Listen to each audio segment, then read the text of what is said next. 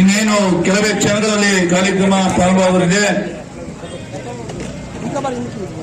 ನಮ್ಮ ಚಿಕ್ಕನಾಯಕನಹಳ್ಳಿಯ ಮಾಜಿ ಶಾಸಕರಾದ ಕಿರಣ್ ಕುಮಾರ್ ಸರ್ ಅವರು ತುಂಬಾ ತುರ್ತಾಗಿ ನಮ್ಗೆ ಬೇರೆ ಕಡೆ ಹೋಗ್ಬೇಕು ಅಂತ ಹೇಳ್ಬಿಟ್ಟು ಬೆಳಗಿನ ಕಾರ್ಯಕ್ರಮ ಬಂದವರು.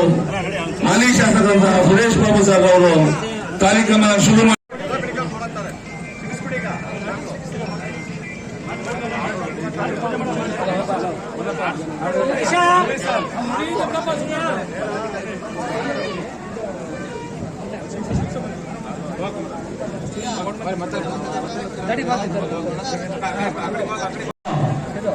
ನನಗಿದ್ದ ರೀತಿಯ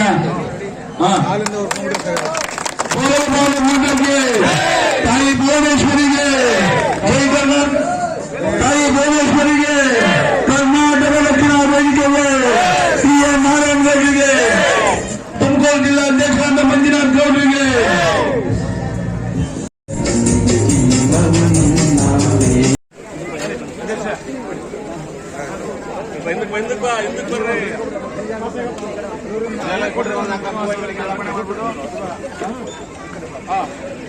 ಅರವಾಗಿ ನಿಂತ್ಕೊಳ್ರಿ, ತಿನ್ನ ಬರುತ್ತೆ. ಎಲ್ಲರೂ ಬರ್ತಾರೆ.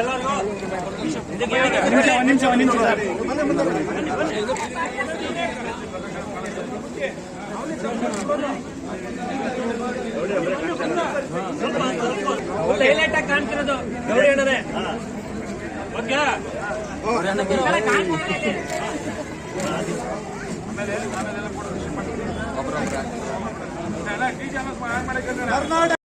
ಈ ದಿನ ಒಂದು ಸುಸಮಯ, ಮಕ್ಕಳು ನಿಮಿಷ ಜಾಸ್ತಿ ಹೊತ್ತು ತಗೊಳ್ಳೋದಲ್ಲಪ್ಪ. ಒಂದು 2000 ಮಿಕ್ಕ ವರ್ಷಗಳ ಇತಿಹಾಸ ಹೊಂದಿರತಕ್ಕಂತಹ ಒಂದು ಶ್ರೇಷ್ಠ ಸಂಸ್ಕೃತಿ ಮತ್ತು ನಾಡಿನ ಮಕ್ಕಳು ನಾವು ಅಂತ ಹೇಳ್ಕೊಳ್ಳೋದಕ್ಕೆ ನಮ್ಗೆ ಹೆಮ್ಮೆ ಅನ್ನಿಸ್ತಾ ಇದೆ. ಕರುನಾಡು ಪುರಾಣಗಳ ಕಾಲದಿಂದಲೂ ಸಹ, ನಾವೇನು ಪುರಾಣ ಅಂತ ಕರೆಯುವಂತಹ ಇತಿಹಾಸಗಳ ಕಾಲಗಳಿಂದಲೂ ಸಹ ಇಲ್ಲಿ ನೆಲೆಯಾಗಿತ್ತು. ಅದರ ಬಗ್ಗೆ ಎಲ್ಲ ಕಾವ್ಯಗಳು ತುಂಬಾ ಸುಂದರವಾಗಿ ವರ್ಣನೆ ಮಾಡಿದ್ದಾವೆ. ಗೋದಾವರಿಯಿಂದ ಕಾವೇರಿಯವರ ನಡುವೆ ಇದ್ದಂತಹ ಒಂದು ವಿಶಾಲವಾದ ಕರಿಮಣ್ಣಿನ ಒಂದು ಭೂಪ್ರದೇಶ ಕರುನಾಡು, ಕರ್ನಾಟಕ. ಅಲ್ಲ, ನೀವು ಮಾತಾಡೋದು ನಾನು ಮಾತಾಡೋದು, ಪ್ರತಿ ಸಂದರ್ಭದಲ್ಲೂ ಸಹ ಅದನ್ನು ಸೇವೆ ಮಾಡಿಕೊಂಡು ಬಹುತೇಕ ವ್ಯವಸ್ಥೆಗಳು ಬಂದಿದೆ. ಪಂಪನಿಂದ ಹಿಡಿದು ಇಂದಿನವರೆಗೆ ಏನು ಕವಿಪುಂಗವರು ಹಾಡಿ ಹೊಗಳಿರ್ತಕ್ಕಂತಹ ಈ ನಾಡು ಹಲವಾರು ಚಳುವಳಿಗಳನ್ನ, ಹಲವಾರು ಬದಲಾವಣೆಗಳನ್ನ, ಹಲವಾರು ರೂಪಾಂತರಗಳನ್ನ ದಕ್ಕಿಸ್ಕೊಳ್ತಾ ಬಂದಿದೆ. ಕೇವಲ ಕಾವ್ಯ ಲೋಕಕ್ಕೆ ಸೀಮಿತವಾಗದೆ ದಾರ್ಶನಿಕ ಲೋಕವನ್ನು ಅಳವಡಿಸಿಕೊಳ್ತಾ ವಚನ ಸಾಹಿತ್ಯದಲ್ಲಿ, ದಾಸ ಸಾಹಿತ್ಯದಲ್ಲಿ ಮಿಂದೆದ್ದು ಅನುಭವ ಸಾಹಿತ್ಯವನ್ನ ತನ್ನೊಳಗೆ ಅಳವಡಿಸಿಕೊಂಡು ಒಂದು ಶ್ರೇಷ್ಠ ಸಾಹಿತ್ಯ ಪರಂಪರೆಯ ಕೊಂಡಿಯಾಗಿರ್ತಕ್ಕಂಥ ಕರ್ನಾಟಕ ಈ ದಿನ ನಮ್ಮ ಸಾತ್ವಿಕ ಗುಣ ಏನಿದೆ ಆ ಗುಣದಿಂದ ಹಲವಾರು ಸಮಸ್ಯೆಗಳನ್ನ ಎದುರಿಸಿಕೊಳ್ತಾ ಇದೆ. ಬಂಧುಗಳೇ, ಈ ಸಾತ್ವಿಕ ಗುಣ ಏನಿದೆ, ಈ ಸಾತ್ವಿಕ ಗುಣ ಈಗ ತಾನೇ ನಮ್ಮನ್ನು ಹೇಳ್ತಾ ಬಂದ್ರು. ನಮ್ಮನ್ನ ಆಳಿರ್ತಕ್ಕಂತಹ ಅರಸರುಗಳನ್ನ ಜನಕನಿಗೆ ಹೋಲಿಸ್ತೀವಿ ನಾವು. ನಮ್ಮ ಇತಿಹಾಸದಲ್ಲಿ ಒಂದು 2-3 ಕಪ್ಪಿಚುಕ್ಕಿಗಳನ್ನ ಬಿಟ್ಟರೆ ಕಲ್ಯಾಣದ ಕ್ರಾಂತಿಯನ್ನು ಹೊರತುಪಡಿಸಿದರೆ, ಕಲ್ಯಾಣದ ವಿಜೃಂಭಣಾದಿಯಾಗಿಯೂ ಸಹ ನಮ್ಮನ್ನು ಆಳಿರ್ತಕ್ಕಂಥ ಅರಸರ ಮಧ್ಯದಲ್ಲಿ ನಾವು ಯಾವುದೇ ಶಂಕೆಯನ್ನಾಗಲಿ, ಯಾವುದೇ ಕುಕೃತ್ಯವನ್ನಾಗಲಿ, ಯಾವುದೇ ನಮ್ಮ ಮೇಲೆ ಏರಲ್ಪಟ್ಟಿದ್ದನ್ನಾಗಲಿ ನಾವು ಕಾಣೋದು ಬಹಳ ಅಸಾಧ್ಯ. ಕೇವಲ ಕವಿಪುಂಗವರಲ್ಲ, ನಮ್ಮ ನಾಲ್ವರು ಸಹ ನಮಗೆ ಮಾರ್ಗದರ್ಶಕರಾಯಿತು. ಅಸಮರ್ಥರಿರ್ಬೋದು ಕೆಲವರು, ಆದರೆ ನಮ್ಮನ್ನ ಪ್ರಜಾಪ್ರಭುತ್ವ ವ್ಯವಸ್ಥೆಯಲ್ಲಿ ನಮ್ಮನ್ನ ತುಳಿಯುವಂತಹ ಪ್ರಯತ್ನ ಮಾಡುವಂತಹ ಆಳವಸರು ಯಾರು ನಮ್ಗಿರ್ಲಿಲ್ಲ. ಆದ್ರೆ ಅದೇ ಪಕ್ಕದ ರಾಜ್ಯಗಳಲ್ಲಿ ನಾವು ನಾಯಂಮಾರರ ಆಳ್ವಾರರ ದೊಡ್ಡ ಕದನವನ್ನು ನಾವು ನೋಡ್ತೀವಿ. ಬಂದ್ರೆ ಎಲ್ಲ ವಿಷಯ ನಾನು ನಿಮ್ಗೆ ಯಾಕೆ ಹೇಳ್ತಾ ಇದ್ದೀನಿ ಅಂದ್ರೆ, ಕರ್ನಾಟಕ ರಕ್ಷಣಾ ವೇದಿಕೆ ಪ್ರಾರಂಭ ಆಗೋಕ್ಕಿಂತ ಮೊದಲು 100 ವರ್ಷಗಳ ಹಿಂದೆನೆ ಕರ್ನಾಟಕದ ಏಕೀಕರಣಕ್ಕೋಸ್ಕರವಾಗಿ ಹಲವಾರು ಸಂಘಟನೆಗಳು ಜನ್ಮ ಎತ್ತಾ ಬರ್ತಾ ಇದ್ದಾವೆ. ಆಯಾ ಕಾಲಘಟ್ಟಕ್ಕೆ ಅವರವರ ಸೇವೆಗಳನ್ನು ಒದಗಿಸ್ಕೊಳ್ತಾ ಬರ್ತಿದ್ದೇವೆ. 1915 ಪ್ರಾರಂಭವಾದ ಸಾಹಿತ್ಯ ಪರಿಷತ್ ಮಾತ್ರ ನಿರಂತರವಾಗಿ ಪ್ರಾದೇಶಿಕ ಸಂಘಟನೆಯಾಗಿ ಬಂದಿದೆ. ಆದರೆ ಪ್ರಸ್ತುತ ಸಂದರ್ಭದಲ್ಲಿ ಇವತ್ತು ಕರ್ನಾಟಕದ ಎಲ್ಲ ನೆಲ ಜಲ ಸಂಸ್ಕೃತಿಯ ವಿಚಾರ ಬಂದಾಗ ಎದ್ದು ನಿಲ್ಲುವಂತ ಒಂದು ಅತ್ಯಂತ ಪ್ರಮುಖ ಮತ್ತು ಅತ್ಯಂತ ಮಹತ್ವದ ಸಂಘಟನೆಯಾಗಿ ಕರ್ನಾಟಕ ರಕ್ಷಣಾ ವೇದಿಕೆ ಹೊರಹೊಮ್ಮಿದೆ. ಅದಕ್ಕೆ ನಾವು ಈ ಕಾಲಘಟ್ಟದ ಈ ಒಂದು ಚಳವಳಿಗೆ ನಾವು ಯಾವತ್ತೂ ಸಹ ಬೆಂಬಲಿತರಾಗಿರಬೇಕು ಅನ್ನುವಂತಹ ಮಾತನ್ನ ಹೇಳ್ತಾ, ಒಂದು ಕಿವಿ ಮಾತನ್ನು ಸಹ ಈ ರಕ್ಷಣಾ ವೇದಿಕೆಯ ನನ್ನ ಆತ್ಮೀಯ ಬಳಗದವರಿಗೆ ಹೇಳ್ತಾ ಇದ್ದೀನಿ. ಎಲ್ಲರೂ ಬೇಡ, ರಕ್ಷಣಾ ವೇದಿಕೆ ಪದಾಧಿಕಾರಿಗಳು ನಮ್ಮ ಇತಿಹಾಸವನ್ನ, ನಮ್ಮ ಸಂಸ್ಕೃತಿಯನ್ನ, ನಮ್ಮ ಕವಿಗಳನ್ನ, ನಮ್ಮ ರಾಜರುಗಳನ್ನ, ನಮ್ಮ ಒಂದು ಭಾಷೆಯನ್ನ ಅರ್ಥ ಮಾಡ್ಕೊಳ್ಬೇಕು, ತಿಳ್ಕೊಳ್ಬೇಕು. ಯಾಕಂದ್ರೆ ನೀವು ರಕ್ಷಣಾ ವೇದಿಕೆಯ ಪ್ರದೀಪಕರಾಗಿ, ರಕ್ಷಣಾ ವೇದಿಕೆಯ ಪ್ರತಿನಿಧಿಗಳಾಗಿ ನೀವು ಆಚೆ ಹೋದಾಗ ಕನ್ನಡದ ಬಗ್ಗೆ ಧ್ವನಿ ಎತ್ತಿದಾಗ ಯಾರಾದರೂ ನಮ್ಮ ಪ್ರಶ್ನೆ ಮಾಡಿದ್ರೆ ಆ ಪ್ರಶ್ನೆಗೆ ಕನಿಷ್ಠ ಉತ್ತರ ಕೊಡುವಂತಹ ಜ್ಞಾನವನ್ನು ನಾವು ಸಂಪಾದಿಸಿಕೊಳ್ಬೇಕಾಗ್ತದೆ. ಅದಕ್ಕೋಸ್ಕರ ನೀವು ಮಾಡುವಂತಹ ಮಾಸಿಕ ವೇದಿಕೆ ಸಭೆಯಲ್ಲಾಗ್ಲಿ, ಪಾಕ್ಷಿಕ ಸಭೆಯಲ್ಲಾಗಲಿ ಸಾಹಿತ್ಯ ಪರಿಷತ್ತಿ ಮೊಟ್ಟಿಗಿದೆ. ಆ ಸಂದರ್ಭದಲ್ಲಿ ಸ್ವಲ್ಪ ಚಿಂತನೆಯನ್ನ ಮಾಡೋಣ, ಪ್ರಶ್ನೆಗಳನ್ನ ಮಾಡೋಣ. ನಾವು ಒಬ್ಬರು ರಿಸರ್ಚ್ ಪ್ರಶ್ನೆ ಕಳಿಸ್ಕೊಡ್ತೀವಿ, 5 ನಿಮಿಷ 10 ನಿಮಿಷ ಅಷ್ಟೇ ಅವ್ರ ನಿಮ್ಮ ಹತ್ರ ಮಾತಾಡ್ತಾರೆ. ಪ್ರಶ್ನೆಗಳ ಮೂಲಕ ತಿಳ್ಕೊಳ್ಳೋಣ. ಪಂಪನಾದಿಯಾಗಿ ಇಲ್ಲಿಯ ತನಕ ಕರ್ನಾಟಕದಿಂದ ಉತ್ಪತ್ತಿಯಾಗಿರ್ತಕ್ಕಂಥ ಸಂಪೂರ್ಣ ಕರ್ನಾಟಕದ ಉತ್ಪತ್ತಿಯನ್ನ ನಮಗೆ ಗೊತ್ತಿದೆ. ನಿಮ್ಮನ್ನ ಯಾರೊಬ್ಬರು ಮೈಸೂರು ಮತ್ತು ಕರ್ನಾಟಕದ ಪ್ರಶ್ನೆ ಬಂದಾಗ 1956ರಲ್ಲಿ ಮೈಸೂರು ರಾಜ್ಯ ಉದಯ ಆಯಿತು, ಕರ್ನಾಟಕ ಯಾಕೆ ಬೇಕಿತ್ತು ಅಂತ ಕೇಳಿದ್ರೆ ನಾವೇನು ಉತ್ತರ ಕೊಡಬೇಕು ಅನ್ನೋದು ನಮಗೆ ಗೊತ್ತಿರ್ಬೇಕಲ್ವಾ? ಕರ್ನಾಟಕದ ಉತ್ಪತ್ತಿ ಯಾವತ್ತಿಂದ ಆಯ್ತು ಅನ್ನೋದು ನಮಗೆ ಗೊತ್ತಿರ್ಬೇಕಲ್ವಾ? ಅದು ಗೊತ್ತಿಲ್ಲದೆ ಇದ್ದರೆ ನಾವು ತಡಬಡಾಯಿಸ್ತೀವಿ. ನಮ್ಮ ಹೋರಾಟಕ್ಕೆ ಒಂದು ಋಣಾತ್ಮಕವಾಗಿರ್ತಕ್ಕಂತಹ ತಸ್ಸೆ ಬೀಳ್ತದೆ. ಮೈಸೂರು ಒಂದು ರಾಜ್ಯ ಆಗಿತ್ತು. ಈ ತರ ಹಲವಾರು ರಾಜ್ಯಗಳ ಒಕ್ಕೂಟ ಸೇರಿದ್ರೆ ನಮ್ಮ ಒಂದು ಏನು ಸಂಸ್ಕೃತಿ, ಕರ್ನಾಟಕ ಅಂತ ಒಂದು ಸಂಸ್ಕೃತಿ, ಅದೊಂದು ಸಂಸ್ಕೃತಿಯ ಪ್ರತೀಕ, ಅದು ಕರ್ನಾಟಕದ ಸಂಸ್ಕೃತಿಯ ಪ್ರತೀಕ. ಅದಕ್ಕೋಸ್ಕರ ಕರ್ನಾಟಕಕ್ಕೋಸ್ಕರ ಹೋರಾಟ ಮಾಡಿದ್ರು.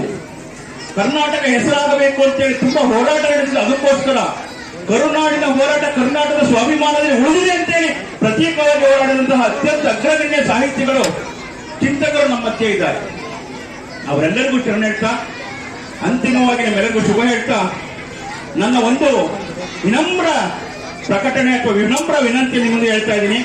ಜನವರಿ 18, 19 ಉಳಿಯಾರಿನಲ್ಲಿ ಕಂಡು ಕೇಳಿರುವಂತಹ ಪ್ರಪ್ರಥಮ ಸಮ್ಮೇಳನ ಸಮಾವೇಶ ಇಲ್ಲಾಗ್ತಾ ಇದೆ.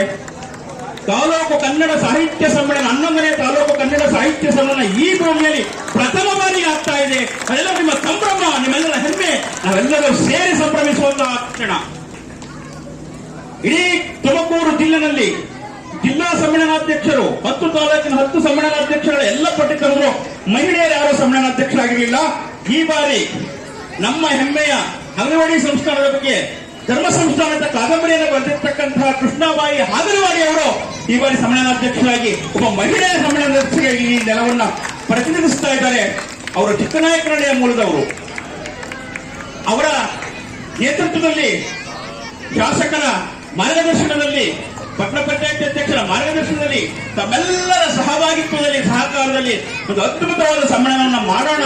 ಆ ನಿಟ್ಟಿನಲ್ಲಿ ನಾವೆಲ್ಲರೂ ನಿಮ್ಮ ಮನೆಗಾಗಲಿಗೆ ಬರ್ತೀವಿ ಅಂತ ಹೇಳ್ತಾ, ಇದು ನನ್ನ ಸಮ್ಮೇಳನ ಅಲ್ಲ, ಸಾಹಿತ್ಯ ಪರಿಷತ್ತಿನ ಸಮ್ಮೇಳನ ಅಲ್ಲ, ಇದು ಹುಳಿಯಾರಿನ ಸಮ್ಮೇಳನ ಅಂತ ಹೇಳ್ತಾ, ಹುಳಿಯಾರಿನ ಪ್ರಾರಂಭ ಸಮ್ಮೇಳನ, ಹುಳಿಯಾರಿಗೋಸ್ಕರ ಪ್ರತ್ಯೇಕ ಗೋಷ್ಠಿಯನ್ನು ಇಟ್ಕೊಂಡು ಹುಳಿಯಾರನ್ನ ತಾಲೂಕು ಕೇಂದ್ರವನ್ನಾಗಿಸುವುದಕ್ಕೆ ಕಾವಲುತ್ತ ಠರಾವನ್ನು ಮಾಡಿಸುವಂತಹ ವಿಶೇಷವಾದ ಸಮ್ಮೇಳನ ಅಂತ ಹೇಳ್ತಾ, ನಿಮ್ಮೆಲ್ಲರಿಗೂ ವಂದಿಸಿ ಈ ಸಮ್ಮೇಳನ ಯಶಸ್ವಿಗೆ ಪಾಲ್ಗೊಂಡ್ರೆ ಅಂತ ಕೇಳ್ಕೊಳ್ತಾರೆ ಮಾತನಾಡುತ್ತೀನಿ. ಮತ್ತು ಒಂದು ನನಗೆ ಸುಬ್ರಹ್ಮಣ್ಯ ಸಮ್ಮೇಳನಕ್ಕೆ ಹೋಗ್ಬೇಕು.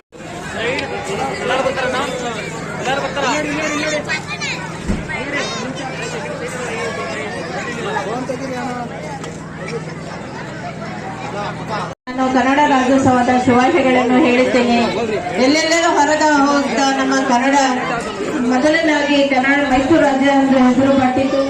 1956ರಲ್ಲಿ ಮೈಸೂರು ರಾಜ್ಯ ಎಂದು ಹೆಸರುಪಟ್ಟಿತು.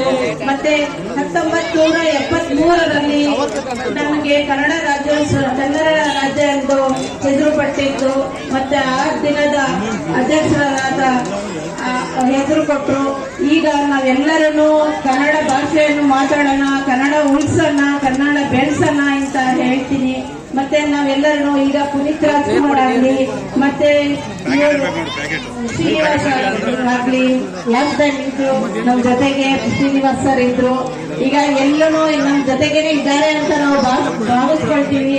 ನಮ್ ಜೊತೆಗೆ ಇದ್ದಾರೆ. ಈಗ ಎಲ್ಲರೂ ಒಂದಾಗಿ ಒಗ್ಗಟ್ಟಾಗಿ ನಮ್ಮ ಕನ್ನಡ ಬೆಳೆಸೋಣ. ಎಲ್ಲರೂ ನಮ್ಮ ಮನಸ್ಸುಗಳಲ್ಲಿನೂ ಕನ್ನಡ ಭಾಷೆಯನ್ನು ಒಳ್ಳೆ ಮಾತಿಂದ ಬೆಳೆಸ್ಬೇಕು ಅಂತ ಅವ್ರಿಗೆಲ್ಲರಿಗೂ ತಿಳಿಸೋಣ ಅಂತ ಹೇಳಿ ಈ ಸಂದರ್ಭದಲ್ಲಿ ಮಾತನಾಡ ವೇದಿಕೆ ಮೇಲಿರ್ತಕ್ಕಂಥ ಗಣ್ಯರೇ, ಯಾವತ್ತು ನಾಡು ನುಡಿಗೋಸ್ಕರ ಹೋರಾಟ ಮಾಡ್ತಕ್ಕಂಥದ್ದು ಎಲ್ಲ ಕನ್ನಡಿಗನ ಒಂದು ಆದ್ಯ ಕರ್ತವ್ಯ ಆಗಿದೆ. ಇತ್ತೀಚಿನ ದಿನದಲ್ಲಿ ಎಲ್ಲ ಸಂಘ ಸಂಸ್ಥೆಗಳಲ್ಲಿ ಎಲ್ಲ ನೌಕರರು ಸೇರಿ ಕನ್ನಡದ ಉಳಿವಿಗಾಗಿ ಹಲವಾರು ಹೋರಾಟಗಳನ್ನ ಮಾಡಿ ಇವತ್ತು ಕನ್ನಡ ನಾಡು ನುಡಿಗೋಸ್ಕರ ಯಾರೂ ಅತಿಕ್ರಮ ಮಾಡಿದಂತಹ ಒಂದು ಸ್ಥಿತಿ ಇವತ್ತು ಕರ್ನಾಟಕದಲ್ಲಿ ನಿರ್ಮಾಣ ಆಗಿರ್ತಕ್ಕಂಥದ್ದು ಹೆಮ್ಮೆಯ ವಿಚಾರ. ಅದರಲ್ಲೂ ವಿಶೇಷವಾಗಿ ಎಂಥದೇ ಸಂದರ್ಭದಲ್ಲಿ ಕನ್ನಡದ ಮೇಲೆ ಅತಿಕ್ರಮಣ ನಡೆದಂತಹ ಸಂದರ್ಭದಲ್ಲಿ ಒಂದು ಗ್ರಾಮ ಮಟ್ಟದಿಂದ ರಾಜ್ಯ ಮಟ್ಟದವರೆಗೆ ರಕ್ಷಣಾ ವೇದಿಕೆ ತನ್ನ ನೆಲ ಜಲಕ್ಕಾಗಿ ರಾಜ್ಯದ ಆಸ್ತಿಗಾಗಿ ಹೋರಾಟ ಮಾಡಿದಂತಹ ವಿಶೇಷ ಕಾರ್ಯಕ್ರಮ ನಿಜಕ್ಕೂ ಮೆಚ್ಚುಗೆ ಪಡುವಂತದ್ದು. ಯಾವ ಮಹಾರಾಷ್ಟ್ರದ ಒಂದು ಕುಮ್ಮಕ್ಕು, ಮರಾಠಿಗರ ಕುಮ್ಮಕ್ಕು ನಡೆದಂತಹ ಸಂದರ್ಭದಲ್ಲಿ ಬೆಳಗಾವಿಯಲ್ಲಿ ಅಲ್ಲಿ ತನ್ನ ಜೀವನ ಮೇಲೆ ಆಸೆ ಬಿಟ್ಟು ಹೋರಾಟ ಮಾಡಿದಂತವರು ಕನ್ನಡದ ನಮ್ಮ ರಕ್ಷಣಾ ವೇದಿಕೆಯವರು. ಈ ಸಂದರ್ಭದಲ್ಲಿ ಎಲ್ಲರ ಪರವಾಗಿ ನಾನು ರಕ್ಷಣಾ ವೇದಿಕೆಗೆ ತುಂಬ ಹೃದಯದಿಂದ ಅಭಿನಂದಿಸ್ತೇನೆ. ಉಳಿಯನ್ನಲ್ಲೂ ಕೂಡ ಯಾವುದೇ ಸಂದರ್ಭದಲ್ಲಿ ಯಾವುದಕ್ಕೂ ಅನ್ಯಾಯ ಆಗದ ರೀತಿಯಲ್ಲಿ ಎಂಟನೇ ಕ್ಲಿಷ್ಟ ಸಂದರ್ಭದಲ್ಲಿ ಒಂದು ಹೋರಾಟವನ್ನು ಮಾಡ್ತಾ ಎಲ್ಲ ಸಂದರ್ಭದಲ್ಲಿ ನೋಡಿ, ಬಸ್ಗಳು ಮೈನ್ ರೋಡ್ ನಲ್ಲಿ ಹೋಗ್ಬಿಡ್ತಿದ್ವು. ರಕ್ಷಣಾ ವೇದಿಕೆಯವರು ಅದನ್ನ ತಡೆದು ಅಲ್ಲಿನ ಅಧಿಕಾರಿಗಳ ಜೊತೆ ಮಾತಾಡಿ ಬಸ್ ಸ್ಟ್ಯಾಂಡಿಗೆ ಬರೋ ತರ ಮಾಡಿದ್ರು. ಆ ಕಡೆ ಒಂದು ರಸ್ತೆನಲ್ಲಿ ಒಂದು ಜಾಗನ ಬಿಟ್ಟು ಬೇಕಾದಷ್ಟು ಜನ ಆಕ್ಸಿಡೆಂಟ್ ಆಗಿ ಸತ್ತು ಹೋಗ್ತಿದ್ರು. ಅಲ್ಲಿ ಒಂದು ಸ್ಟ್ರೈಕ್ ಅನ್ನ ಮಾಡಿ ನ್ಯಾಷನಲ್ ಹೈವೇ ಅಧಿಕಾರಿಗಳನ್ನ ಕರೆಸಿ ಅದನ್ನ ಮಾಡಬೇಕು ಅಂತಂದು ಒಂದು ಒತ್ತಾಯ ತಂದಂತದ್ದು ನಾಗರಿಕರಿಗಿಂತ ಮೆಚ್ಚಾಗಿ ಉಳಿಯಲಿನ ರಕ್ಷಣಾ ವೇದಿಕೆಯವರು. ಇದೇ ರೀತಿ ರಾಜ್ಯದಲ್ಲಿ ಎಲ್ಲ ರಕ್ಷಣಾ ವೇದಿಕೆ ತಂಡಗಳು ಇವತ್ತು ನಾಡು ನುಡಿ ಜಲಕ್ಕೋಸ್ಕರ ಹೋರಾಟವನ್ನ ಮಾಡಿ ಒಂದು ಸಾಮಾಜಿಕ ಹೋರಾಟವನ್ನೇ ರೂಪಿಸಿದಂತಹ ಹೆಮ್ಮೆ ಈ ಕರ್ನಾಟಕ ರಕ್ಷಣಾ ವೇದಿಕೆ ಇದೆ. ಇದೇ ಸಂದರ್ಭದಲ್ಲಿ ಯಾವ ನಮ್ಮ ರವಿಕುಮಾರ್ ಅವರು ತಾಲೂಕು ಕನ್ನಡ ಸಾಹಿತ್ಯ ಸಮ್ಮೇಳನದ ಬಗ್ಗೆ ಒಂದು 4 ಮಾತನ್ನ ಹೇಳಿದ್ರು. ನಾನು ಈ ಭಾಗದ ಜನತೆಯಲ್ಲಿ ಮನವಿ ಮಾಡ್ತೇನೆ. ವಿಶೇಷ ಏನಂದ್ರೆ ಇಷ್ಟು ವರ್ಷದ ಇತಿಹಾಸಕ್ಕೆ ಉಳಿಯಾರಿಗೆ ಒಂದು ಅವಕಾಶ ಸಿಕ್ಕಿದೆ. ತಾಲೂಕು ಕನ್ನಡ ಸಾಹಿತ್ಯ ಸಮ್ಮೇಳನವನ್ನು ಮಾಡುವಂತ ಅವಕಾಶ ಸಿಕ್ಕಿದೆ. ನಾವೆಲ್ಲರೂ ಸೇರಿ ಈ ಗ್ರಾಮದ ಪ್ರತಿಯೊಬ್ಬ ನಾಗರಿಕ, ಪ್ರತಿಯೊಬ್ಬ ಕನ್ನಡಿಗ ಸೇರಿ ಒಂದು ವಿಶೇಷವಾದ ತಳಿರು ತೋರಣಗಳಿಂದ ಉಳಿಯಾರನ್ನ ಒಂದು ಹಚ್ಚ ಹಸುರಾಗಿ ಜೀವನದಲ್ಲಿ ಹಚ್ಚ ಹಸುರಾಗಿ ಉಳಿಯಾರ ಹೆಸರು ಉಳಿಬೇಕು. ಆ ರೀತಿ ಆ ರಾಜ್ಯೋತ್ಸವ ಕಾರ್ಯಕ್ರಮವನ್ನು ನಾವೆಲ್ಲ ಮಾಡಬೇಕಾಗಿದೆ. ಇದರಲ್ಲಿ ರಕ್ಷಣಾ ವೇದಿಕೆಯವರು, ಎಲ್ಲ ಸಿಬ್ಬಂದಿ ವರ್ಗದವರು, ಶಾಲಾ ಮಕ್ಕಳು, ಶಿಕ್ಷಕರು ಎಲ್ಲರೂ ಸೇರಿ ಈ ಒಂದು ಹೋರಾಟವನ್ನು ಮಾಡಿ ಆ ಕಾರ್ಯಕ್ರಮವನ್ನು ಯಶಸ್ವಿ ಮಾಡುವಂತ ಒಂದು ಜವಾಬ್ದಾರಿ ಇದೆ. ಜೊತೆಗೆ ಇದೊಂದು ಶೈಕ್ಷಣಿಕ ಕ್ಷೇತ್ರ, ಉಳಿಯಾರು ಶೈಕ್ಷಣಿಕ ಕ್ಷೇತ್ರ. ಒಂದು ಪ್ರಥಮ ದರ್ಜೆ ಕಾಲೇಜು, 3-4 PU ಕಾಲೇಜುಗಳು, ಪದವಿ ಪೂರ್ವ ಕಾಲೇಜುಗಳು, 10 ಪ್ರೌಢಶಾಲೆಗಳು, 12ಕ್ಕೂ ಹೆಚ್ಚು ಪ್ರಾಥಮಿಕ ಶಾಲೆಗಳಿರ್ತಕ್ಕಂತಹ ಒಂದು ಶೈಕ್ಷಣಿಕ ಕ್ಷೇತ್ರ. ಇದೊಂದು ಪುಣ್ಯ ಭೂಮಿ.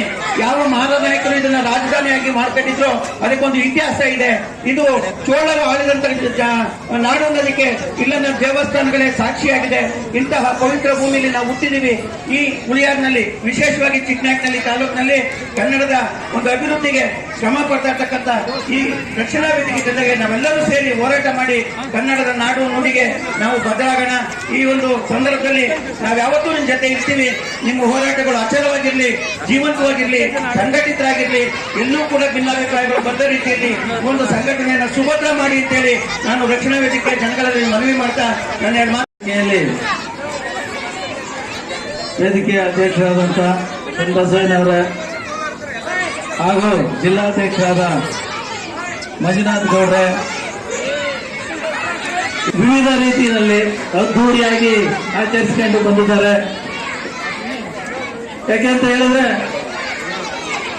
ಸುಮಾರು ಕನ್ನಡದ ಉಳಿವಿಗಾಗಿ ಹಲವಾರು ಮುಖಂಡರು, ಹಲವಾರು ಕವಿಗಳು,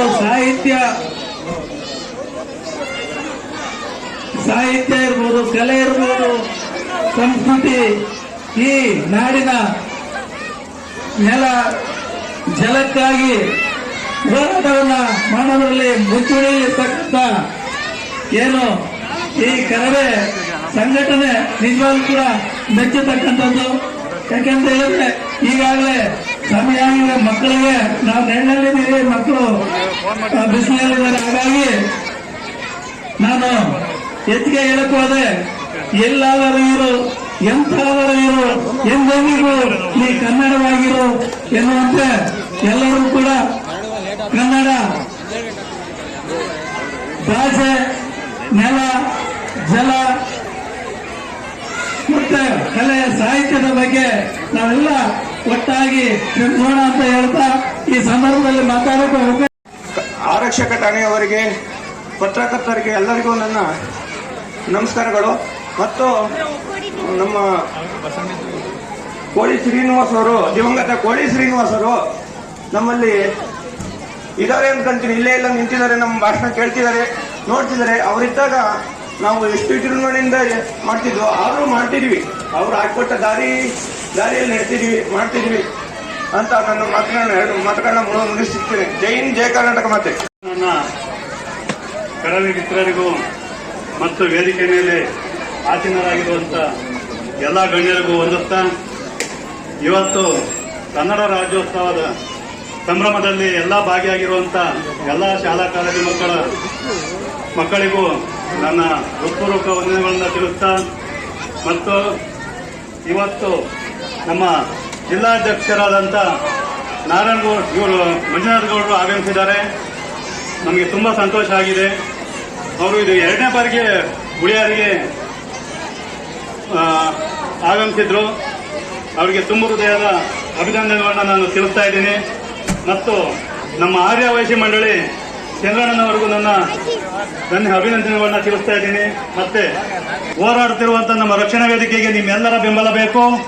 ಮತ್ತು ನಮ್ಮ ನಾರಾಯಣಗೌಡರ ಅಧ್ಯಕ್ಷತೆಯಲ್ಲಿ ಮುಂದೆ ದೊಡ್ಡ ದೊಡ್ಡ ಹೋರಾಟಗಳು ಮಾಡಬೇಕಾಗಿದೆ. ಎಲ್ಲರ ಸಹಕಾರ ನಮಗೆ ಬೇಕಾಗಿದೆ. ಮತ್ತೆ ಎಲ್ಲೇ ವ್ಯವಹಾರ ನೀವು ಅಂಗಡಿಗಳಲ್ಲಿ ಮಾಡಬೇಕು ಅಂತ ಹೋದ್ರೂ ನೀವು ಪರಭಾಷೆಗೆ ಹೊಂದ್ಕೊಂತ ಇದ್ದೀರಾ, ಕನ್ನಡನ ಕಡೆಗಣನೆ ಮಾಡ್ತಾ ಇದ್ದೀರಾ. ನಾವು ಕನ್ನಡದಲ್ಲಿ ಹುಟ್ಟಿ ಬೇರೆ ಅನ್ಯ ಭಾಷೆಗಳಿಗೆ ನಾವು ಹೋಗ್ತಾ ಇದ್ದೀವಿ. ದಯವಿಟ್ಟು ಆ ಕೆಲಸ ಮಾಡಬೇಡಿ. ನಿಮ್ಮ ತಂದೆ ತಾಯಿ ಏನ್ ಗೌರವ ಕೊಡ್ತಿರೋ ಅದಕ್ಕಿಂತ ಹೆಚ್ಚಾಗಿ ನಮ್ಮ ಕನ್ನಡಕ್ಕೆ ಗೌರವ ಕೊಡಬೇಕು. ಯಾವುದೋ ಒಬ್ಬ ಎಲ್ಲೋ ಒಂದು ಕೇಳ್ದಂಗೆ ಬಂದು ಅಂಗಡಿ ಮಾಡ್ತಾನೆ, ಅವನು ಎಲ್ಲೋ ಹಿಂದಿನ ಮಾತಾಡ್ತಾನೆ, ನಾವು ಕನ್ನಡಿಗರು, ಅವನು ಹಿಂದಿ ನಾವು ಕಲಿಯಕ್ಕೆ ಹೋಗ್ತೀವಿ, ಕೋಟಿಗಟ್ಟಲೆ ಬಂಡವಾಳ ಹಾಕೊಂಡಿರ್ತಾನೆ, ಅವನಿಗೆ ಮಾತ್ರ ನಾವು ಕನ್ನಡ ಕಲಿಸಲ್ಲ. ದಯವಿಟ್ಟು ಇಂಥವೆಲ್ಲ ಮಾಡಬೇಡ್ರಿ. ಮುಂದೆ ಒಂದು ದಿನ ನಮಗೆ ಅವನತಿ ಹಾದಿ ಹಿಡಿಯುತ್ತೆ ನಮ್ಮ ಕನ್ನಡ ಭಾಷೆ. ಎಲ್ಲರೂ ದಯಮಾಡಿ ಅವರಿಗೆ ಕನ್ನಡ ಕಲಿಸೋ ಅಂತ ಪ್ರಯತ್ನ ನೀವು ಮಾಡಬೇಕು ಅಂತ ಈ ಮೂಲಕ ನಿಮಗೆಲ್ಲರೂ ಕೇಳ್ಕೊಂಡು ನನಗೆ ಈಗ ಮಾತಾಡೋದಕ್ಕೆ ಸಮಯ. ವೇದಿಕೆ ಇರ್ತಕ್ಕಂಥ ನಮ್ಮ ಜಿಲ್ಲಾಧ್ಯಕ್ಷರಾದಂಥ ಮಂಜುನಾಥ್ ಗೌಡ್ರೆ ಹಾಗೂ ತಾಲೂಕು ಅಧ್ಯಕ್ಷರಾದಂಥ ಚಮ್ಮಣ್ಣನವರೇ, ಹೋಬಳಿ ಅಧ್ಯಕ್ಷರಾದ ಈ ಒಂದು ಹುಳಿಯಾರಿನಲ್ಲಿ ಕರ್ನಾಟಕ ರಕ್ಷಣಾ ವೇದಿಕೆನ ಒಂದು ದೊಡ್ಡ ಮಟ್ಟಕ್ಕೆ ತಗೊಂಡಂತ ನಮ್ಮ ಹುಳಿಯಾರಿನ ರತ್ನ ಶ್ರೀನಿವಾಸರವರ ನಾವಿವತ್ತು ನೆನೆಸಬೇಕಾಗತ್ತೆ. ಈ ಒಂದು ದೊಡ್ಡ ಮಟ್ಟಕ್ಕೆ ಬೆಳೆಸಿ ನಮಗೆ ಕೊಟ್ಟು ಈ ಒಂದು ಹುಳಿಯಾರಿನಲ್ಲಿ ಒಂದು ಗಟ್ಟಿ ನೆಲೆ ಮಾಡಿದಂತ ವ್ಯಕ್ತಿ ನಮ್ಮ ಸಿರಣ್ಣವರು. ಅವರ ಹಾದಿಗೆ ನಮ್ಮ ಪ್ರಕಾಶ್ ಅಣ್ಣವರು ಕೂಡ ಇದ್ದಾರೆ. ಹಾಗೆ ನಮ್ಮ ತಾಲೂಕನ್ನ ಭದ್ರಪಡಿಸೋದಕ್ಕೆ ನಮ್ಮ ಚನ್ನಬಸಣ್ಣವರು ಕೂಡ ಒಂದು ಮುನ್ನುಡಿನ ಇಟ್ಟಿದ್ದಾರೆ. ಅವರೆಲ್ಲರ ನೇತೃತ್ವದಲ್ಲಿ ಒಳ್ಳೆ ಒಂದು ಕರ್ನಾಟಕ ರಕ್ಷಣಾ ವೇದಿಕೆನ ಬಲಪಡಿಸಲಿ ಅಂತ ಹೇಳ್ತಾ ನಮ್ಮ ಕನ್ನಡನ ಉಳಿಸ್ಬೇಕು, ಕನ್ನಡನ ಬೆಳೆಸಬೇಕು ಅಂತ ಹೇಳ್ತಾ ಇದೀವಿ. ಅದೇ ರೀತಿ ನಮ್ಮ ಜಿಲ್ಲಾಧ್ಯಕ್ಷರಾದ ಮಂಜುನಾಥ್ ಗೌಡರಲ್ಲಿ ನಾನೊಂದು ವಿನಂತಿ ಮಾಡ್ತೀನಿ, ಮನವಿ. ಏಕೆ ಅಂತಂದ್ರೆ ನಾವು ಸ್ನೇಹಕ್ಕೂ ಬದ್ಧ ಸಮರಕ್ಕೂ ಸಿದ್ಧ ಅಂತ ಹೇಳಿ ನಾವು ಇಟ್ಕೊಂಡಿದೀವಿ. ಆದ್ರೆ ನಾವು ಯಾವುದೇ ರಾಜಕೀಯದವರಿಗೆ ಮತ್ತೊಬ್ಬರಿಗೆ ನಾವು ಎದುರಕ್ಕಂತ ಅವಶ್ಯಕತೆ ಇಲ್ಲ ಅಂತ ಎಲ್ಲರೂ ಕೂಡ ಭಾವಿಸಿದ್ದಾರೆ. ಹಾಗೆ ನಮ್ಮ ರೈತರಿಗೆ ಹೆಚ್ಚಿನದಾಗಿ ಒಂದು ಒತ್ತು ಕೊಡಬೇಕು. ಯಾಕೆ ಅಂತಂದ್ರೆ ಇವತ್ತು ಎಲ್ಲ ಕೂಡ ಸಿಟಿ ಈ ತರ ಮಾರು ಹೋಗ್ತಾ ಇದೀವಿ. ನಮ್ಮ ರೈತರು ಬೆಳೀತಕ್ಕಂಥ ಬೆಳೆಗೆ ಬೆಲೆ ಇಲ್ಲ. ಯಾಕೆ ಅಂತಂದ್ರೆ ಇವತ್ತು ನಮ್ಮ ಕೊಬ್ಬರಿ ರೇಟು ತೀರಾ ಕುಸಿತಗೊಂಡಿದೆ. ಹಾಗಾಗಿ ಆ ಕೊಬ್ಬರಿ ರೇಟ್ ಬೆಲೆನ ಮಾಡೋದಕ್ಕೆ ನಮ್ಮ ರಾಜ್ಯಾಧ್ಯಕ್ಷರಾದ ನಾರಾಯಣ ಗೌಡರಲ್ಲಿ ಮನವಿನ ಕೊಟ್ಟು ನಮ್ಮ ರೈತರಿಗೆ ಒಂದು ಬೆನ್ನೆಲುಬಾಗಿ ನಿಂತು ಈ ರಕ್ಷಣಾ ವೇದಿಕೆ ಆ ರೈತರನ್ನ ಉಳಿಸ್ಕೊಂಡ್ರೆ ನಮ್ಗೆ, ಯಾಕೆಂದ್ರೆ ರೈತ ದೇಶದ ಬೆನ್ನೆಲುಬು ಅಂತ ನಾವು ಬಾಯಲ್ಲಿ ಹೇಳಿದ್ರೆ ಸಾಲದು. ಆ ರೈತನ ಉಳಿಸ್ಕೊಂಡ್ರೆ ಮಾತ್ರ ಇವತ್ತು ನಾವು ಬದುಕೋದಿಕ್ಕೆ ಸಾಧ್ಯ ಆಗ್ತಾ ಐತೆ. ಯಾಕೆ ಅಂತಂದ್ರೆ ಎಲ್ಲ ದೊಡ್ಡ ದೊಡ್ಡ ಮಕ್ಕಳು ವ್ಯಕ್ತಿಗಳನ್ನ ಎಲ್ಲ ದೊಡ್ಡ ದೊಡ್ಡ ಡಾಕ್ಟ್ರು ಇಂಜಿನಿಯರ್ಸ್ ಈ ತರ ಮಾಡಿದ್ರೆ ರೈತರು ಮಕ್ಕಳು ಸಿಕ್ಕೋದ್ರಿಂದ ಅಪ್ರೂವ್ ಆಗುತ್ತೆ. ಯಾಕೆ ಅಂತಂದ್ರೆ ಇಂಥ ಬರಗಾಲದಲ್ಲಿ ಇರ್ತಕ್ಕಂಥ ಬೆಳೆಯಲ್ಲಿ ಅವ್ರು ಬೆಳೆದು ಯಾವುದೇ ರೀತಿ ಒಂದು ಅವರ ಜೀವನ ಸಾಗಿಸಕ್ಕಾಗ್ತಾ ಇಲ್ಲ. ಆ ರೀತಿ ಇರ್ತಕ್ಕಂಥ ಸಂದರ್ಭದಲ್ಲಿ ರೈತರಿಗೆ ನಮ್ಮ ಕರ್ನಾಟಕ ರಕ್ಷಣಾ ವೇದಿಕೆ ರಾಜ್ಯಾದ್ಯಂತ ಅವ್ರ ಬೆನ್ನೆಲುಬಾಗಿ ನಿಂತು ಅವ್ರ ಕೈನ ಬಲಪಡಿಸಿದ್ರೆ ಮಾತ್ರ ನಮ್ಮ ಈ ಒಂದು ನಾಡು ನುಡಿಲಿ ರೈತರಿಗೆ ಬೆಲೆ ಸಿಕ್ಕಾಗ ನಮ್ಮ ಮಣ್ಣಿಗೆ ಒಂದು ಗೌರವ ಬರುತ್ತೆ ಅಂತ ಹೇಳ್ತಾ ನನಗೆ ಮಾತಾಡಕ್ಕೆ ಅವಕಾಶ ಕೊಟ್ಟಂತ ಎಲ್ಲರಿಗೂ ದಯವಿಟ್ಟು ನಿಶಬ್ದವಾಗಿ ಕೂತ್ಕೊಳ್ಳಿ. ಒಂದು ಇಲ್ಲಿ ಶಾಲಾ ಹಾಗೂ ಕಾಲೇಜುಗಳ ಮುಖ್ಯ ಶಿಕ್ಷಕರುಗಳು ಹಾಗೂ ಅವರ ಶಿಷ್ಯ ಪಡೆಗಳ ಎಲ್ಲರೂ ದೂರದಿಂದ ಆಗಮಿಸಿದ್ರಿ. ತಮಗೆ ಈಗಾಗಲೇ ಸಮಯದ ಕೊರತೆ ಕಮ್ಮಿ ಇರೋದ್ರಿಂದ ತಾವುಗಳು ಇನ್ನೊಂದು 5-10 ನಿಮಿಷದಲ್ಲಿ ಕಾರ್ಯಕ್ರಮ ಮುಗಿಯುತ್ತದೆ. ಅಲ್ಲಿವರೆಗೂ ಒಂದು 10-15 ನಿಮಿಷದಲ್ಲಿ ದಯವಿಟ್ಟು ನಿಶಬ್ದವಾಗಿ ಹೇಳುವಂತ ವಿಚಾರಗಳನ್ನ ಆಲಿಸಿ. ಇವತ್ತು ನಮ್ಮ ಕರ್ನಾಟಕ, ನಮ್ಮ ಕನ್ನಡ, ನಮ್ಮ ಭಾಷೆ, ನಮ್ಮ ರಾಜ್ಯ, ನಮ್ಮ ನೆಲ ಜಲ ಎಲ್ಲಿಗೆ ಹೋಗಿ ತಲುಪಿದೆ, ನಾವೆಲ್ಲ ಯಾವ ತರ ಇದ್ದೀವಿ. ಇವತ್ತು ಹಿರಿಯರು ಸಾಹಿತಿಗಳು ಹಿಂದೆನೆ ಹೇಳೋಗಿದ್ರು, ಕನ್ನಡ ಸಿಂಹಗಳಿಗ ನಿಮ್ಮ ಕುಡಿತನವ ನೀಗಿ ಸಿಂಹಗಳಾಗಿ ಗರ್ಜಿಸಿ ಅಂತೇಳಿ ಹಿರಿಯ ಸಾಹಿತಿಗಳು ಹಿಂದೆನೆ ಎಲ್ಲ ಹೇಳೋದು. ಆದ್ರೂ ನಮ್ಮ ಕನ್ನಡಕ್ಕೆ ಅದು ಮನಸ್ಸಿಗೆ ಹೋಗ್ತಾ ಇಲ್ಲ. ಏನಾಗ್ತಿದೆ ಇವತ್ತು ಅಂದ್ರೆ, ಇದು ಯಾರೋ ಮಾಡ್ತಿದ್ದಾರೆ ರಕ್ಷಣಾ ವೇದಿಕೆ ಕರ್ತವ್ಯ. ಇದು ನಾರಾಯಣ ಗೌಡ್ರದ್ದು, ಮಂಜುನಾಥ್ ಗೌಡ್ರದ್ದು, ಪ್ರಕಾಶ್ ಅಥವಾ ನಮ್ಮ ಚನ್ನಬಸಪ್ಪ ಅವ್ರದ್ದು ಇದು ಕರ್ತವ್ಯ. ಇದು ನಮ್ಗೇನು ಸಂಬಂಧ ಇಲ್ಲ ಅನ್ನೋ ರೀತಿನಲ್ಲಿ ನೀವು ವಿದ್ಯಾರ್ಥಿಗಳು, ಕಾಲೇಜು ವಿದ್ಯಾರ್ಥಿಗಳು ಸಹಿತ ಆ ನಿಟ್ಟಿನಲ್ಲಿ ನಡ್ಕೊಂತ ಇದ್ರಿ. ಹೇಗಿದೆ ಈಗ ಪರಿಸ್ಥಿತಿ ಅಂದ್ರೆ, ತಾಯಿ ತನ್ನ ತಾಯಿ ಮಕ್ಕಳಲ್ಲದೆ ಇವತ್ತು ಆಹಾರ ನೀಡಲ್ಲ ಅಂತ ಪರಿಸ್ಥಿತಿ ಇದೆ ಇವತ್ತು. ಮೊದ್ಲಿಗಿತ್ತು ಮಗುನ ಎಬ್ಬರಿಸಿ ಆಹಾರ ಕೊಡ್ತಾ ಇದ್ರು, ಹಾಲು ಉಣಿಸ್ತಾ ಇದ್ರು, ಅದ್ರದ್ದು ಯೋಗಕ್ಷೇಮ ವಿಚಾರಿಸ್ತಿದ್ರು. ಇವತ್ತಿನ ಪರಿಸ್ಥಿತಿ ಆಗಿದೆ ಅಂದ್ರೆ, ಆ ಮಗು ಮಲಗಿದೆ ಅಂದ್ರೆ ಅದು ಆರಾಮ ಮಲಗಿದೆ, ಅದಕ್ಕೇನು ಬೇಕಾಗಿಲ್ಲ ಅನ್ನೋ ಮನಸ್ಥಿತಿನಲ್ಲಿ ಇವತ್ತು ತಾಯಿ ನಿಶಬ್ದ ಪಾಡಿಗೆ ಅವ್ರು ಕೆಲಸ ಮಾಡೋದು ಅಥವಾ ಒಂದು ಧಾರಾವಾಹಿ ನೋಡೋದು, ಒಂದು ಸಿನಿಮಾ ನೋಡೋ ಅನ್ನೋ ಲೆವೆಲ್ಗೆ ಹೋಗ್ತಾ ಇದೆ ಇವತ್ತು. ಆ ಪರಿಸ್ಥಿತಿನಲ್ಲಿ ನಮ್ಮ ಕನ್ನಡದ ಉಳಿಸಿದಂತ ಮಾತೆಯರು ಇವತ್ತು ಯಾವುದೇ ವಿಚಾರಕ್ಕೆ ಕೈ ಹಾಕದೆ ಸುಮ್ಮನಾಗ್ಬಿಟ್ಟಿದ್ದಾರೆ. ಇವತ್ತೇನು ಆಂಗ್ಲ ಮಾಧ್ಯಮದಲ್ಲಿ ನಮ್ಮ ಮಕ್ಕಳು ಓದಬೇಕು, ಅದ್ರಲ್ಲಿ ಓದಿದ್ರೆ ನಮಗೆ ಬೆಲೆ. ನಮ್ಮ ಕನ್ನಡದಲ್ಲಿ ಓದೋರು ಯಾವತ್ತೂ ಇವತ್ತು ಜೀವನ ಕಟ್ಕೊಂಡಿಲ್ಲ, ಅವರೆಲ್ಲೂ ಹೆಸರು ಮಾಡಿಲ್ಲ ಅಂತ ಹೇಳಿ ಕೆಲವರಾದ್ರೂ ಭಾವಿಸಿದ್ದಾರೆ. ಇವತ್ತು ಕನ್ನಡಕ್ಕೆ 8 ಜ್ಞಾನಪೀಠ ಪ್ರಶಸ್ತಿ ಬಂದಿದೆ ಅಂದ್ರೂ ಅವರೆಲ್ಲ ಕನ್ನಡದಲ್ಲಿ ಓದಿರ್ತಕ್ಕಂಥವ್ರೆ. ಇವತ್ತು ಕನ್ನಡನ ಇವತ್ತು ಎತ್ತಿರ್ತಿರ್ತಕ್ಕಂಥ ಪ್ರತಿಯೊಬ್ಬರು, ನೀವು ಯಾರಾದ್ರೂ ಇತಿಹಾಸದಲ್ಲಿ ನೋಡ್ತಾ ಬನ್ನಿ, ಕನ್ನಡ ಮಾಧ್ಯಮದಲ್ಲಿ ವಿದ್ಯಾಭ್ಯಾಸ ಮಾಡಿ ಬಂದಂತವ್ರು ಅವರೆಲ್ಲ ಇವತ್ತು ಕನ್ನಡ ಎತ್ತಿರ್ತಿದ್ದಾರೆ. ಇವತ್ತು ಸಾವಿರಾರು ವರ್ಷಗಳ ಇತಿಹಾಸ ಇರ್ತಕ್ಕಂಥ ಕನ್ನಡ ಭಾಷೆ ಇಡೀ ದೇಶದಲ್ಲಿ, ನಮ್ಮ ದೇಶದಲ್ಲಿ ಇತಿಹಾಸ ಸೃಷ್ಟಿಯಾಗಿದೆ ನಮ್ಮ ಭಾಷೆಗೆ. ಅಂತ ಪುರಾತನವಾದಂತ ಭಾಷೆ, ಆ ಭಾಷೆ ನಮ್ದಾಗಿದೆ. ಆ ನಾಡಲ್ಲಿ ನಾವು ಹುಟ್ಟಿದೀವಿ, ಇಲ್ಲಿ ಜೀವನ ಪಡೆದಿದ್ದೀವಿ. ಇಲ್ಲಿ ಜನ್ಮ ಪಡೆದಕ್ಕೆ ಸಾರ್ಥಕ ಅನ್ನೋಂಥ ಗೋಜಿಗೆ ನಾವ್ಯಾರು ಹೋಗ್ತಾ ಇಲ್ಲ. ಯಾಕೆಂದ್ರೆ ಅಂತ ಒಂದು ಪವಿತ್ರವಾದ ಭೂಮಿಯಲ್ಲಿ ನಾವು ಜನ್ಮ ಪಡೆದಿದ್ದೀವಿ. ಇಂಥ ಪವಿತ್ರ ಭೂಮಿಯ ಸೇವೆ ಮಾಡ್ಲಿಕ್ಕೆ ಅವಕಾಶ ಸಿಗ್ತಾ ಇದೆ. ಅಂತ ಅವಕಾಶನ ನಾವ್ಯಾಕೆ ಬಳಸ್ಕೊಂತ ಇಲ್ಲ? ಹೋರಾಟ ಆದಿ ಇವತ್ತು ನಾವು ಕನ್ನಡ ರಕ್ಷಣೆ ಮಾಡ್ಬೇಕಾದ್ರೆ ಹೋರಾಟ ಮಾಡ್ಬೇಕಾಗಿದೆ. ಇವತ್ತು ಎಲ್ಲಾದ್ರೂ ನೋಡಿ ಪರಭಾಷಿಕರ ಅವಳಿನಲ್ಲಿ ಕನ್ನಡ ಶಾಲೆಗಳು, ಕನ್ನಡ ಮಾಧ್ಯಮವನ್ನು ಶಿಶು ಹೋಗ್ತಾ ಇದೆ, ಯಾರು ಅದ್ರ ಬಗ್ಗೆ ಹೋಗ್ತಾ ಇಲ್ಲ. ಕನ್ನಡ ಮಾಧ್ಯಮದಲ್ಲಿ ವ್ಯಾಸಂಗ ಪಡಿತಿರೋರಾಗ್ಲಿ, ಅಲ್ಲಿ ವ್ಯಾಸಂಗ ನೀಡ್ತಿರೋರಾಗ್ಲಿ ಇವತ್ತು ಶಿಕ್ಷಕರು ಸಹಿತ ಆಲೋಚನೆ ಮಾಡಬೇಕಾಗಿದೆ. ನಮ್ಮ ಭಾಷೆನ ನಾವು ಇನ್ನೊಬ್ಬ ಕೈ ಕೇಳಿ ತಿನ್ನಬಾರ್ದು. ನಮ್ಮ ಭಾಷೆ ಯಾವತ್ತು ಮೇಲ್ಪೂರ್ವಕವಾಗಿ ನಿಲ್ಬೇಕು, ಅದಕ್ಕೆ ನಾವೆಲ್ಲರೂ ಪ್ರಯತ್ನ ಪಡಬೇಕು, ನಮ್ಮ ಯೋಜನೆ ನಾವು ನಿಲ್ಬೇಕು. ಇವತ್ತು ನಿಮ್ಗೆ ಗೊತ್ತಿದೆಯೋ ವಿದ್ಯಾರ್ಥಿಗಳಿಗೆ ಅದು ಅರಿವಿಲ್ಲ. ಈ ಹಿಂದೆ ಕನ್ನಡದಲ್ಲಿ ಪರೀಕ್ಷೆ ಬರೀಲಿಕ್ಕೆ ಅವಕಾಶ ಇರಲಿಲ್ಲ. ಯಾವುದೋ ಒಂದು ಬ್ಯಾಂಕಿಂಗ್ ಕ್ಷೇತ್ರ ತಾಳಿ, ಬ್ಯಾಂಕಿಂಗ್ ಕ್ಷೇತ್ರದಲ್ಲಿ ಇವತ್ತು ಕನ್ನಡದಲ್ಲಿ ಅವಕಾಶ ಇರಲಿಲ್ಲ ಪರೀಕ್ಷೆ ಬರೀಲಿಕ್ಕೆ. ಆ ಪರೀಕ್ಷೆ ಬರೀಲಿಕ್ಕೆ ಅವಕಾಶ ಮಾಡಿಕೊಟ್ಟಂತ ವೇದಿಕೆ ನಾರಾಯಣ ಗೌಡರ ನೇತೃತ್ವದಲ್ಲಿ ಹೋರಾಟ ನಡೀತು. ಆ ಹೋರಾಟದ ಫಲ ಇವತ್ತು ಲಕ್ಷಾಂತರ ಜನ ಕನ್ನಡಿಗರು ಇವತ್ತು ಬ್ಯಾಂಕಿಂಗ್ ಕ್ಷೇತ್ರದಲ್ಲಿ ಉದ್ಯೋಗ ಸೃಷ್ಟಿಸಿದ್ದಾರೆ, ಅಲ್ಲಿ ಜೀವನ ಕಟ್ಕೊಂಡಿದ್ದಾರೆ. ಅವರ ಕುಟುಂಬನ ಸಾಕ್ಲಿಕ್ಕೆ ಅನುಕೂಲ ಆಗಿದೆ ಅಂದ್ರೆ ನಾರಾಯಣ ಗೌಡರ ಹೋರಾಟದ ಫಲ ಅದು. ಹಾಗೆ ಇದು ರೈಲ್ವೆ ಕ್ಷೇತ್ರದಲ್ಲಿ ಇವತ್ತು ಎಲ್ಲ ಉತ್ತರ ಭಾರತೀಯರಿಗೆ ಅವಕಾಶ ಸಿಗ್ತಾ ಇತ್ತು. ಹಿಂದಿನಲ್ಲಿ ಅವಕಾಶ ಇತ್ತು ಪರೀಕ್ಷೆ ಬರೀಲಿಕ್ಕೆ, ಹಿಂದಿ ಇಂಗ್ಲಿಷ್ ಬಿಟ್ಟರೆ ಕನ್ನಡದಲ್ಲಿ ಅವಕಾಶ ಇರಲಿಲ್ಲ. ಅದನ್ನು ಮನಗಂಡಂತ ನಮ್ಮ ನಾರಾಯಣ ಗೌಡರು, ನಮ್ಮ ವಿದ್ಯಾರ್ಥಿಗಳು, ನಮ್ಮ ಮಕ್ಕಳು, ಮುಂದಿನ ಪೀಳಿಗೆ ನಾವೇನ್ ಮಾಡಬೇಕಾಗತ್ತೆ, ನಮ್ಮ ಭೂಮಿಯಲ್ಲಿ ಜನ್ಮ ಪಡೆದಂತ ಮಕ್ಕಳುಗಳು ಎಲ್ಲಿ ಹೋಗ್ಬೇಕಾಗತ್ತೆ ಅಂತ ಯೋಚನೆ ಮಾಡಿ ಅದಕ್ಕೊಂದು ಹೋರಾಟ ರೂಪಿಸಿದ್ರು. ಆ ಹೋರಾಟದ ಫಲ ಇವತ್ತು ರೈಲ್ವೆ ಇದರಲ್ಲಿ ಇಲಾಖೆಯಲ್ಲಿ ಇವತ್ತು ಸತತವಾಗಿ ಲಕ್ಷಾಂತರ ಜನ ಇವತ್ತು ಇದನ್ನ ವಿದ್ಯಾಭ್ಯಾಸ ತೋರಿಸಿ ಇದು ಪರೀಕ್ಷೆ ಬರೆದು ಉತ್ತೀರ್ಣರಾಗಿ ಇವತ್ತು ಕೆಲಸ ಗಿಟ್ಟಿಸ್ಕೊಂತ ಇದ್ದಾರೆ. ಅಂದ್ರೆ ಅದು ಕಾರಣಕರ್ತರು ನಾರಾಯಣಗೌಡರು. ಇಂಥವು ಸಾವಿರಾರು ಹೋರಾಟಗಳು ನಡೀತಾ ಇದೆ. ಈಗಾಗಲೇ ನಮ್ಮ ಇವರು ಕೆಲವರು ಹೇಳಿದ್ರು ರೈತರ ಪರವಾಗಿ ಹೋರಾಟಗಳಾಗಬೇಕು, ರೈತರ ಪರವಾಗಿ ನಿಲ್ಲಬೇಕು ಅಂತೇಳಿ. ಇವತ್ತು ರೈತರ ಪರವಾಗಿ ಯಾವುದೇ ಒಂದು ಈ ಪಕ್ಷಗಳು ಯಾವುದೇ ಬಿಜೆಪಿ ಆಗಲಿ, ಕಾಂಗ್ರೆಸ್ ಆಗಲಿ, ಜೆಡಿಎಸ್ ಆಗಲಿ ವೋಟ್ ಬ್ಯಾಂಕಿಗಾಗಿ, ಅವರವರ ಬದುಕಿಗಾಗಿ, ಅವರವರು ಬದುಕಬೇಕಾಗಿ ಇವತ್ತು ಸಮಾಜನ ಹಾಳು ಮಾಡ್ತಾ ಇದ್ದಾರೆ. ಅಂತ ಸಮಾಜದ ತಿದ್ದು ನಿಲ್ಲಿಸಬೇಕಾದ್ರೆ ನೀವು ವಿದ್ಯಾರ್ಥಿಗಳು ಇವತ್ತು ಆಲೋಚನೆ ಮಾಡಬೇಕು. ನಾವು ಉತ್ತಮವಾದಂತ ವ್ಯಕ್ತಿಗಳನ್ನ ಆಯ್ಕೆ ಮಾಡಬೇಕಾಗುತ್ತೆ. ಉತ್ತಮವಾದ ವ್ಯಕ್ತಿಗಳನ್ನ ಆಯ್ಕೆ ಮಾಡದೆ ಹೋದ್ರೆ ನಮ್ಮ ಪರಿಸ್ಥಿತಿ ಇನ್ನೂ ಹೀನಾಯ ಸ್ಥಿತಿಗೆ ತಲುಪ್ತದೆ.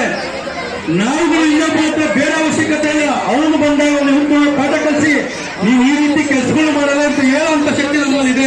ಅದನ್ನು ಮುಗಿಸ್ಕೋಬೇಕಾಗಿದೆ ನಾವು ವಿದ್ಯಾರ್ಥಿಗಳು. ಮುಂದಿನ ವಿದ್ಯಾರ್ಥಿಗಳೇ, ನೀವೇ ಮುಂದಿನ ಸತ್ಪ್ರಜೆಗಳಾಗಿ ಈ ದೇಶನ ಕಟ್ಟಂತ, ನಾಡನ್ನು ಕಟ್ಟಂತ ಪ್ರಜೆಗಳಾಗಿ ನಿಲ್ಬೇಕು. ನೀವುಗಳು ಶಕ್ತಿಯಾಗಿ ನಿಲ್ಬೇಕು. ನಿಮ್ಮಲ್ಲಂತ ಶಕ್ತಿ ಇದೆ. ನೀವುಗಳು ಇವತ್ತಿಂದಲೇ ಪಡಪಟ್ಟು ನಿಲ್ಬೇಕು. ಕನ್ನಡ ನೆಲ ಜಲ ಭಾಷೆ ವಿಚಾರವಾಗಿ ನಮ್ಮ ತಾಯಿಗೆ ಗೌರವ ಕೊಡ್ತೀವಿ. ಕೊಡ್ತಾ ಇದ್ರಲ್ಲ ಗೊತ್ತಿಲ್ಲ. ದಯವಿಟ್ಟು ವಿದ್ಯಾರ್ಥಿಗಳು ಗಮನಿಸಿ, ತಂದೆ ತಾಯಿನ ಗೌರವಿಸಿ, ಅದೇ ರೀತಿಯಲ್ಲಿ ಭಾಷೆ ಗೌರವಿಸಿ, ಗುರು ಹಿರಿಯರನ್ನ ಗೌರವಿಸಿ, ನಿಮ್ಮ ಗುರಿನ ಇಟ್ಕೊಳ್ಳಿ. ನಮ್ಮ ನಾಡಿನಲ್ಲಾಗ್ತಕ್ಕಂಥ ಅನ್ಯಾಯ, ಪರಭಾಷಿಕರಿಂದ ಆಗಿರ್ತಕ್ಕಂಥ ಅನ್ಯಾಯಗಳನ್ನ ಮೆಟ್ಟಿಲ್ಲ ಅಂತ ಶಕ್ತಿನ ನಾವು ಮುಗಿಸ್ಕೋಬೇಕು. 25 ವರ್ಷಗಳ ಹಿಂದೆ ನಮ್ಮ ನಾಡಿನಲ್ಲಿ ನಮ್ಮ ಭಾಷೆ ಮಾತಾಡ್ಲಿಕ್ಕೆ ಎದುರ್ತಾ ಇದ್ದವು ನಾವು ಕನ್ನಡಿಗರು.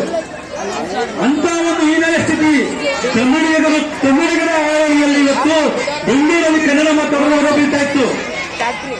ಅಂತ ಪರಿಸ್ಥಿತಿನ ಎದುರು ನಿಂತು ನಾರಾಯಣಗೌಡರು ಇವತ್ತು ರಾಜ್ಯದ ಮೂಲೆ ಮನೆಯಲ್ಲೂ ಸಹಿತ ಒಂದು ಕನ್ನಡ ಕಾರ್ಯಕರ್ತರು ಹುಟ್ಟಿದ್ದಾರೆ. ಅವರ ಒಂದು ಭಯ ಪರಭಾಷಿಕರಿಗಿದೆ. ಇವರು ನಮ್ಮನ್ನ ಮುಂದೆ ಬರ್ಲಿಕ್ಕೆಲ್ಲ ನಮ್ಮ ರಾಜ್ಯದ ತೆರವು ಮಾಡಾಟ ಕಳಿಸ್ತಾರೆ. ಅಂತ ಶಕ್ತಿ ಇದೆ ಅಂತೇಳಿ ಅಂತ ಶಕ್ತಿನ ಹುಟ್ಟಾಕೊಟ್ಟಂತ ನಮ್ಮ ನಾರಾಯಣಗೌಡರಿಗೆ ನಾವು ಇವತ್ತು ಕರ್ನಾಟಕದಲ್ಲಿ ಇರ್ತಕ್ಕಂಥ ಪ್ರತಿಯೊಬ್ಬ ಪ್ರಜೆಗಳು ಸಹಿತ ಕೋಟಿ ವಂದನೆ ಸಲ್ಲಿಸಿದ್ರು. ಅದಕ್ಕೆ ಸಮ ಆಗಲ್ಲ. ಯಾಕೆಂದ್ರೆ ಇವತ್ತು ನಮ್ಗೆ ಈ ಬಾವುಟ ಹಳದಿ ಕೆಂಪು ಶಾಲನ್ನು ಹಾಕೊಂಡು ನಾನು ಇದ್ದೀನಿ, ನೀವು ನುಗ್ಗಿ ಎಲ್ಲ ಅನ್ಯಾಯ ಅದು ಕನ್ನಡಿಗರ ಅನ್ಯಾಯ ಅದು ಬಿಡಬೇಡಿ, ಅದನ್ನು ಸರಿಪಡಿಸೋವರೆಗೂ ನಾವು ಇವತ್ತು ದೇಶ ಕಾಯಲಿಕ್ಕೆ ಸೈನಿಕರಿದ್ದಾರೆ. ಇವತ್ತು ನಾಡ ಜಲ ನೆಲಬಲ ಭಾಷೆನ ರಕ್ಷಣೆ ಮಾಡಲಿಕ್ಕೆ ಇವತ್ತು ನಾರಾಯಣಗೌಡರ 70 ಲಕ್ಷ ಕಾರ್ಯಕರ್ತರ ಪಡೆ ಇದೆ. ಆ ಪಡೆ ಇವತ್ತು ನಾರಾಯಣಗೌಡರ ಆಜ್ಞೆ ಮೀರಿ ಯಾವತ್ತು ಎಲ್ಲೂ ದುಶ್ಚಟಗಳಿಗೆ ದುರಹಂಕಾರದಲ್ಲಿ ಎಲ್ಲೂ ನಡ್ಕೊಂಡಿಲ್ಲ.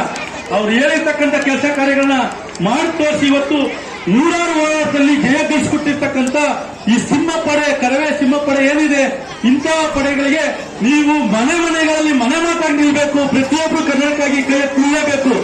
ಅವಾಗ ನಮ್ಮ ಭಾಷೆ, ನಮ್ಮ ನೆಲ, ನಮ್ಮ ಜಲ, ನಮ್ಮ ಭೂಮಿ ತಾಯಿ ಸೇವೆ ಮಾಡಲಿಕ್ಕೆ ನಮಗೆ ಅವಕಾಶ ಕೊಟ್ಟ ಪ್ರತಿಯೊಬ್ಬರು ನುಡಿಯಾಗಿ ನಾವು ನಿಲ್ಬೋದು. ಇದನ್ನ ಪ್ರತಿಯೊಬ್ಬರು ಅರ್ಥಕೊಳ್ಳಬೇಕಾಗುತ್ತೆ. ಯಾಕೆಂದ್ರೆ ಇವತ್ತು ನೋಡ್ರಿ, ನಾವು ಕಾವೇರಿ ಕರ್ನಾಟಕದಲ್ಲಿ ಹುಟ್ಟಿ ಬೆಳೀತಾ ಇದೆ. ಅದಕ್ಕೆ ಕನ್ನಡಿಗರ ಶ್ರಮ ಇದೆ. ರಾಜಮಂತ್ರಿಗಳಿಂದ ಅದನ್ನ KRS ಡ್ಯಾಮ್ ಕಟ್ಟಬೇಕಾದ್ರೆ ಎಷ್ಟೆಲ್ಲ ಕಷ್ಟ ಬಿದ್ದು ಕಟ್ಟಿದೀವಿ. ಅದನ್ನು ಉಳಿಸ್ಕೊಳ್ಳಿಕ್ಕೆ ಇವತ್ತು ಅದ್ರ ಮುಕ್ಕಾಲ ಭಾಗ ಅಧಿಕಾರಿ ಅದು ತಮಿಳಿನಲ್ಲಿ ಕಲಿಸ್ತಾ ಇದೆ.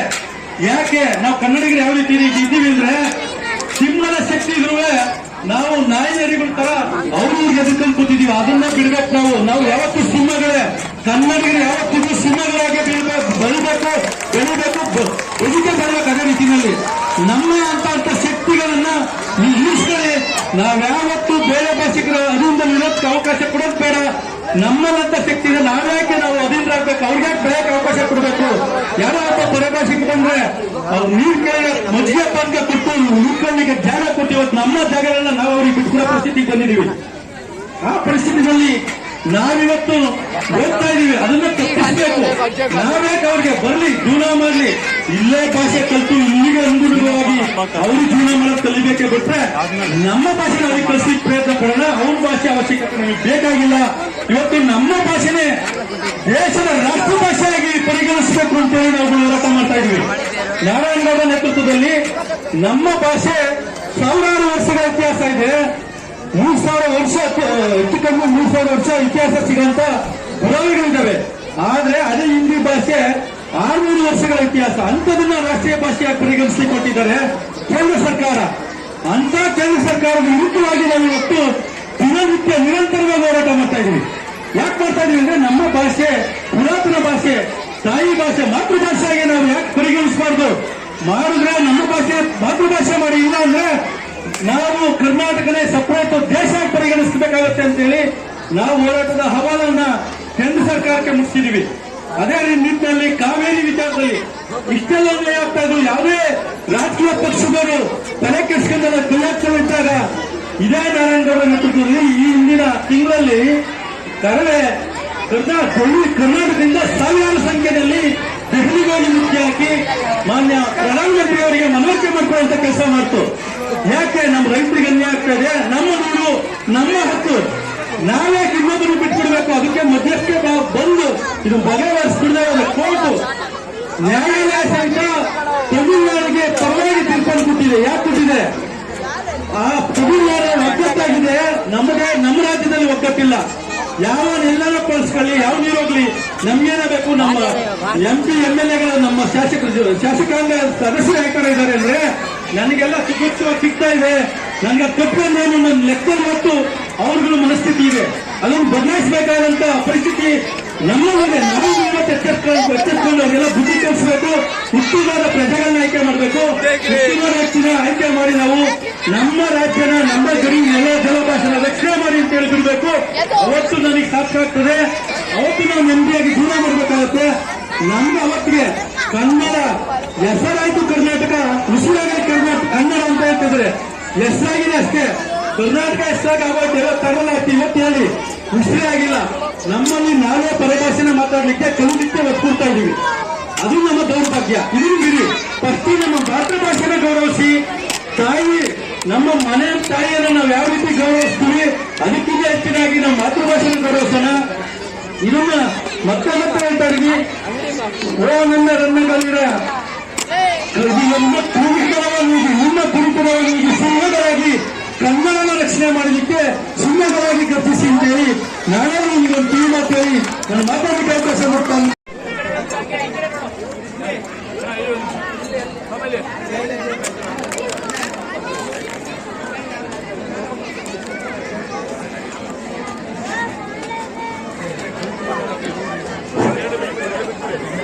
ಕೇಳ್ಕೊತೀವಿ.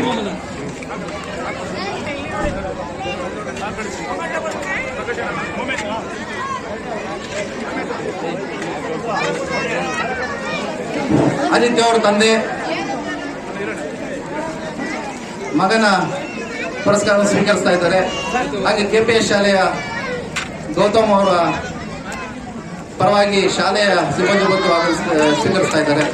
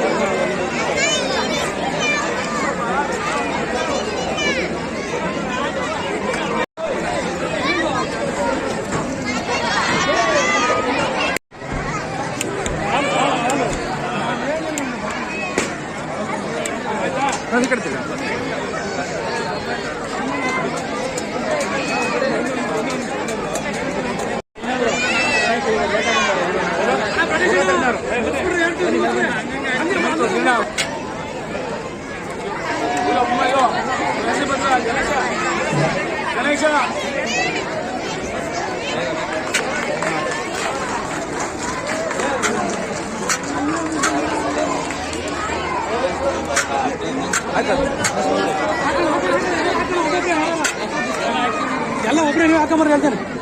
ಅವ್ರು